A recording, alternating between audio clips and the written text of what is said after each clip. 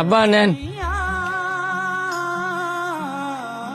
আব্বা আমার এমার্জেন্সি 1.5 লাখ টাকা লাগবো। আমার বন্ধুর বাইকটা বিক্রি করে দিব, এটা আমার কিনতে হইব।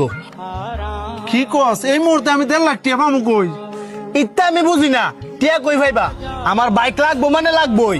বাবা বোঝার চেষ্টা কর, 2 দিন আগে মাত্র গরুটি কিনে আনছি, আর তো টিয়া পয়সা একবারই নাই।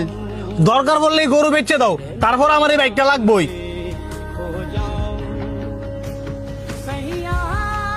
বাবা তুই সব কি কইতাছস?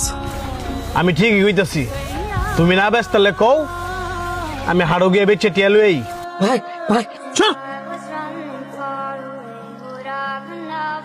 প্রতিবন্ধী গুন্ডালে এই তোর না করছি, এই লুল মূল লয়ে আমার শরীর না ধরতি।